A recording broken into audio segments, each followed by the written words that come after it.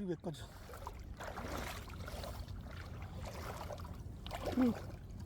어머.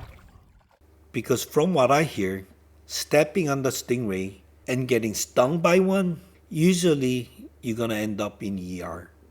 And people say it is one of their worst pain experience ever. But I can tell you the story, how I started flounder gigging and how I learned it on my own. After listening to the story, you too can become a flounder gigging expert. Welcome to inChuck Fishing Story.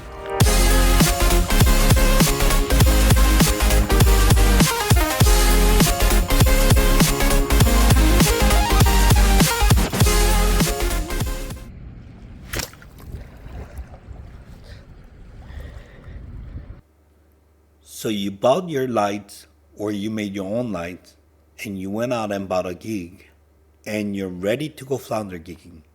Before you jump in the water, you need to hear these safety tips. I don't mind having some of the flounder blood on my shirts, but the last thing I want to see is coming back home with my own blood on my clothes. On this day, like any other day, I was just wearing swimming shorts with wet shoes on. As I waded in the water, I saw there was a lot of jellyfish.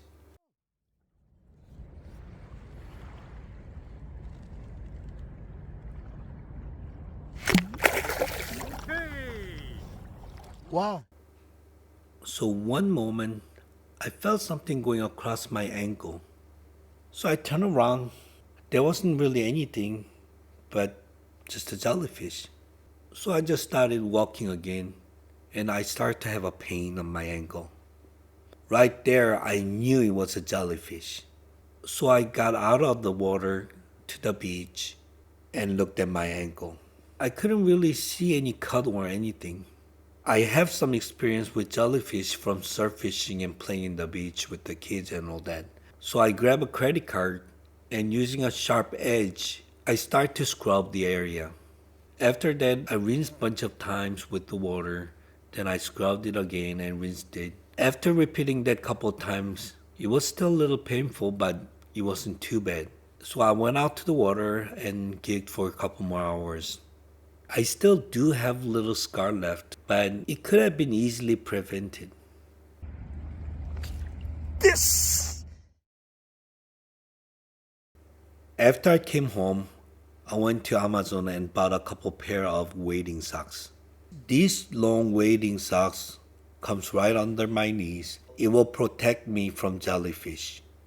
Since then, I've been wearing this sock. I no longer have to worry about jellyfish. Also, these socks will help sand or any debris coming into my feet. So it will not just protect you from stingray, but it will protect your feet and toes from any kind of sharp object that could come into your shoes.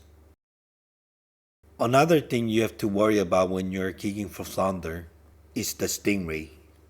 People say shuffling your feet will help with the stingray. It could be true. I do it too.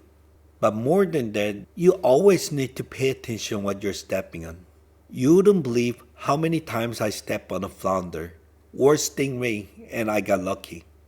It's just a matter of time before you get stung by one. Best thing you can do is always watch where you're stepping. And if the water is too muddy, there's no reason for you to walk more than 10 steps. If you cannot see where you're stepping, you're not going to be able to find flounder anyway. So if the water is too muddy, just get out. Because from what I hear, stepping on the stingray and getting stung by one, usually you're going to end up in ER. And people say it is one of their worst pain experience ever.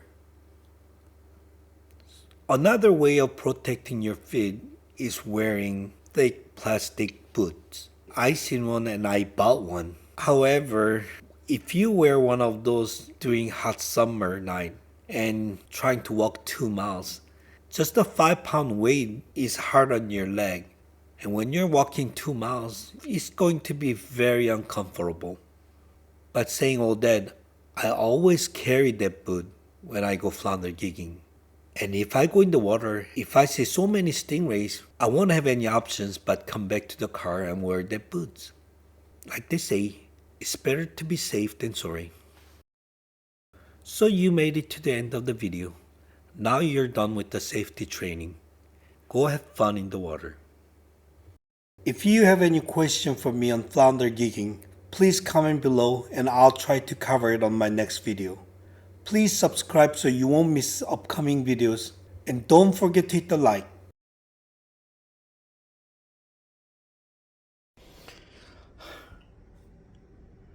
Look at that. Right on the head. Nice. Didn't lose any meat. Right on the head.